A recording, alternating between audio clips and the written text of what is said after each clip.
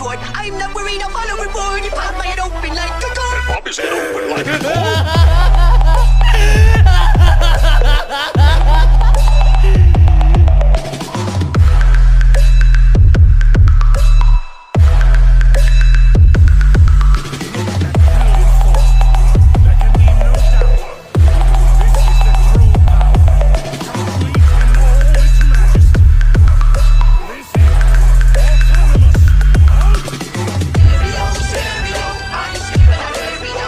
इस एपिसोड की स्टार्टिंग में हम देखते हैं कि गोजेटा और ब्रोली ये दोनों ही उन इयरिंग्स को पहन लेते हैं और एकदम से ये दोनों आपस में टकराते हैं, जैसे कि पोटारा इयरिंग्स को पहनने के बाद होता है।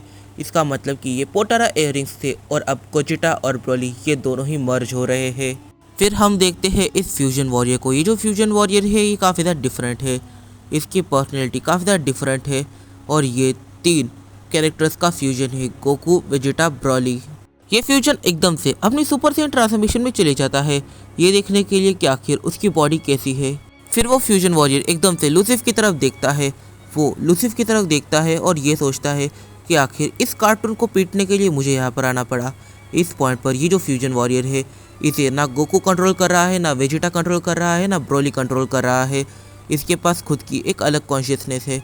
पर हाँ, फिर वो वहाँ से अचानक से जाने लग जाता है, उसका लूसिफ से लड़ने का कोई भी मन नहीं है। इस टाइम पर लूसिफ एकदम से ब्रोकुटा के ऊपर अटैक करता है। इस पॉइंट पर ब्रोकुटा वहाँ से जा रहा था, पर जैसे ही लूसिफ उसके ऊपर अटैक करता है, ब्रोकुटा इस अटैक को बिना देखे ही डॉज कर देता है और ब्रोकुटा एक बार पीछे पलट कर लूसिफ की तरफ देखता है और ब्रोकुटा कहता है, तुम तो बत्ती सी दिखा रहे हो। वो एकदम से ब्रोली की डेमोनिक ट्रांसफॉर्मेशन में जाता है और जैसे ही वो ब्रोली की डेमोनिक ट्रांसफॉर्मेशन में जाता है, वो लूसिफ से कहता है, तो चलो अब मैं तुम्हें बताता हूँ कि असली डीमन क्या होता है और असली डेमोनिक पावर्स को कैसे यूज़ किया जाता है। एकदम से जो ब्रोकुटा है वो अपनी दोनों आंखों को काफ़ी ज़ोर से बंद करता है। जैसे ही ब्रोकुटा अपनी दोनों आंखों को बंद करता है, वैसे ही जो ग्रेट डीमन किंग लूसिफ है उसके जैसे 2 टुकड़े हो जाते हैं। वो 2 टुकड़ों में काइंड ऑफ कट जाता है और इस पॉइंट पर वो ब्रोकुटा की तरफ देख रहा था। उसके जवाब में ये सवाल आ रहा था कि आखिर ये इसने कैसे किया। फिर हम जाते हैं ब्रोकुटा के माइंड में। जब हम ब्रोकुटा के माइंड में जाते हैं तब हम देखते हैं काफ़ी ज़्यादा पावरफुल और एक काफ़ी ज़्यादा weird being Goku, Vegeta, Broly इन तीनों की तरफ देख रहा था। वो बीइंग बोलना स्टार्ट करता है। वो कहता है कि मैं काफ़ी लंबे टाइम पहले इस मेटावर्स का सुप्रीम गॉड हुआ करता था, पर कुछ रीज़न की वजह से मुझे रीबॉर्न लेना पड़ा, पर मैं किसी एक कैरेक्टर के साथ रीबॉर्न नहीं ले सकता था। तो फिर मैंने अपने आप के 3 पार्ट्स करे और वो 3 पार्ट्स आज तुम हो। अभी तुम तीनों एक साथ फ्यूज़ हो चुके हो, जिससे कि मैं वापस आ गया हूँ। पर हाँ, मैं हमेशा के लिए ऐसे नहीं रह सकता। तुम तीनों को पावरफुल बनना पड़ेगा और जब भी प्रॉब्लम होगी तुम्हें तब मर्ज करना पड़ेगा ताकि मैं सामने आ सकूँ। फिर वो काफ़ी ज़्यादा पावरफुल बीइंग एकदम से ब्रोकुटा का शेप ले लेता है और वो गोकू, वेजिटा, ब्रोली इन तीनों से ही कहता है, तुम लोगों को उन लो लेवल गॉड्स से रिवेंज लेना था। अभी अगर तुम उनसे रिवेंज लेना चाहते हो तो तुम ले सकते हो, बट हाँ, अब रिवेंज लेकर कोई फ़ायदा भी नहीं होने वाला, क्योंकि अब वो गॉड्स भी तुम्हारे बारे में कुछ भी नहीं जानते। तो फिर रिवेंज लेके क्या ही प्रॉफिट होने वाला है। तो इससे अच्छा तुम बाकी चीज़ों के ऊपर ध्यान दो, जैसे कि पावरफुल बनने में, क्योंकि हमें काफ़ी सारी चीज़ों को फेस करना पड़ने वाला है फ्यूचर में। मैं कुछ चीज़ों को प्रेडिक्ट कर चुका हूँ, इस एक रीज़न की वजह से मुझे यहाँ पर रीबॉर्न लेना पड़ा। इस पॉइंट पर जब गोकू ब्रोकुटा की बात सुनता है तब वो एकदम से ब्रोकुटा से सवाल करता है, क्या बाहर हमसे भी ज़्यादा पावरफुल कैरेक्टर्स हो सकते हैं? मतलब कि तुम यहाँ पर स्ट्रॉन्गेस्ट नहीं हो, पर तुमने कहा कि तुम सुप्रीम गॉड हो, तो इसके पीछे क्या रीज़न है?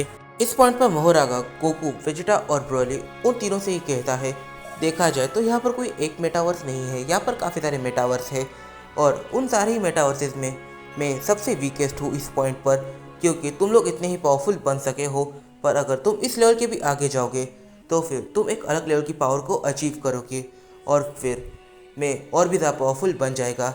सन गोकू, तुम मेरे माइंड हो, प्रिंस वेजिटा तुम मेरी विल पावर हो और मिस्टर ब्रोली तुम मेरी फिजिकल पावर हो।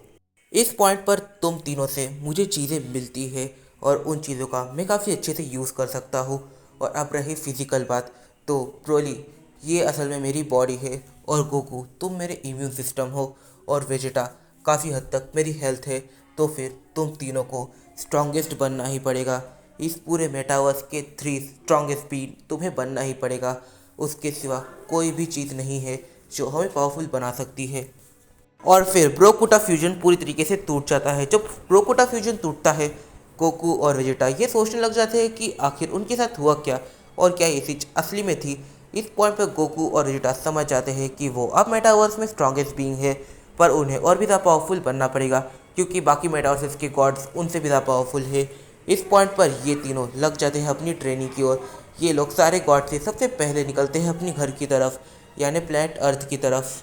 इस पॉइंट पर जो गोहान है वो गोकू को जाते हुए देखता है और यहाँ पर गोकू की स्पीड काफ़ी ज़्यादा तेज़ थी और गोहान ने उस चीज़ को भी देखा जिस टाइमिंग पर ब्रोकुटा ने लूसिफ को सीरियसली किटकैट बना दिया था। इस टाइम पर जो गोहान है वो अपने माइंड में सोच लेता है कि एक दिन मैं डैड को ज़रूर से सरपास करके रहूँगा। फिर बारडॉक और किंग वेजिटा ये दोनों भी वहाँ से निकल लेते हैं। इस टाइम पर जितने भी सेंस वहाँ पर थे, गोकू वेजिटा ब्रोली के चाहते ही वो लोग भी धीरे धीरे कर वहाँ से जाने लग जाते हैं। लॉर्ड अकुमो इस पॉइंट पर ये सोच रहा था कि आखिर इन दोनों को मिलकर लूसिफ को हराने में काफ़ी ज़्यादा प्रॉब्लम हो रही थी, पर जब इन लोगों ने फ्यूज़ कर दिया तो फिर इतने कम टाइम्स के अंदर, मिनट्स के अंदर ही लूसिफ को हरा दिया गया। तो आखिर इन दोनों की कंबाइंड पावर इतनी ज़्यादा पावरफुल थी, तो ये लोग आखिर होल्ड बैक क्या कर रहे थे। इस पॉइंट पर जो मदर ऑफ ऑल एंजल है वो एकदम से सोचती है कि वो जो फ्यूजन वॉरियर था उसके पास इस टाइम पर सैयन ओमनी की भी पावर थी, बट फिर भी उसने डेमोनिक ट्रांसफॉर्मेशन को आखिर यूज़ क्यों किया। और ये सोचते ही वो एकदम से शॉक हो जाती है कि हो सकता है ब्रोली कुछ ना कुछ ऐसी चीज़ होल्ड बैक कर रहा हो जो चीज़ आगे चलकर उसे इविल बना दे।